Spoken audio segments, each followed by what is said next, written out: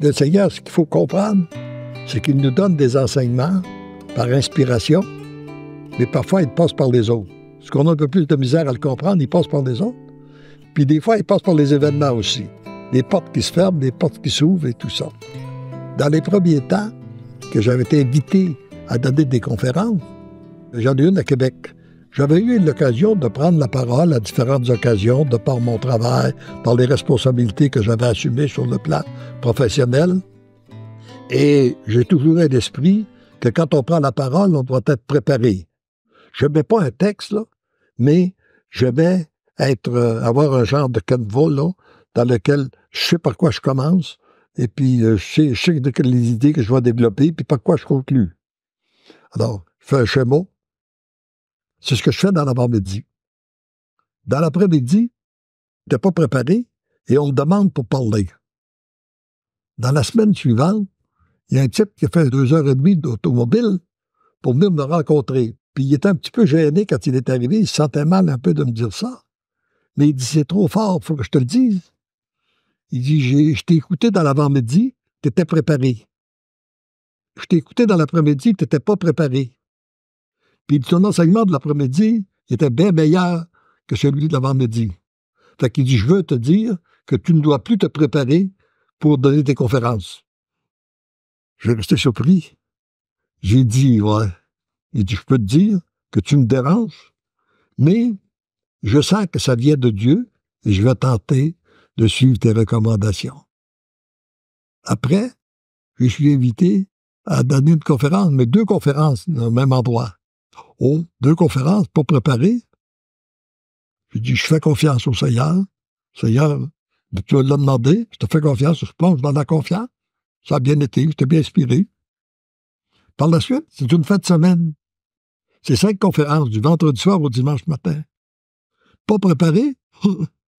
Là, j'ai dit, ouais. J'ai dit, Seigneur, je te fais confiance, OK. Je te fais confiance. Et j'ai donné ma fin de semaine. Ça s'est bien déroulé. Et ce qui m'a surpris, c'est de constater qu'il y avait un prêtre dans la soixantaine qui était en période de convalescence, qui a assisté à toute la fin de semaine. Puis je l'avais vu d'ailleurs pleurer au moment donné lors des conférences. Il est venu me dire après, ce que j'ai aimé de ta retraite, c'est qu'elle était bien structurée. Elle était bien structurée.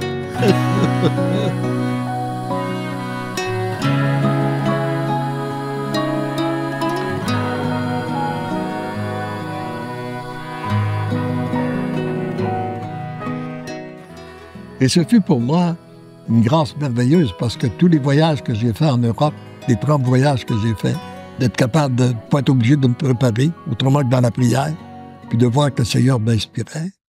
Et là où je suis le plus émerveillé, c'est dans les retraites, comme celle qui est enregistrée, que vous pouvez écouter encore aujourd'hui sur le site, que j'avais donné en 2009 à l'Oreb Saint-Jacques, 11 enseignements, 9h30 d'écoute, pas préparé, et c'est juste laissé inspirer comme ça.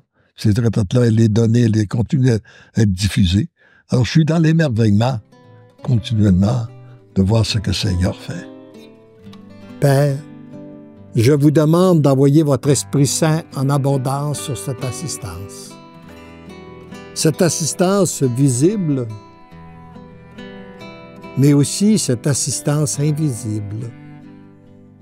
Et dans cette assistance invisible, je pense d'une façon spéciale aux membres de vos familles, des personnes que vous aimez, ceux et celles que vous n'aimez moins.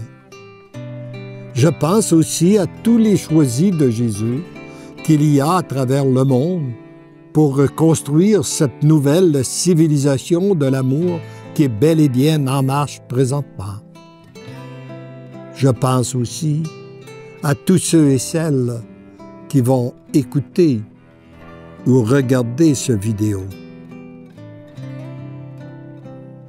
Père, je ne sais bien que ce n'est pas ce que je vais dire qui a de l'importance, mais ce que l'Esprit Saint va accomplir dans les cœurs tout au cours de cette retraite.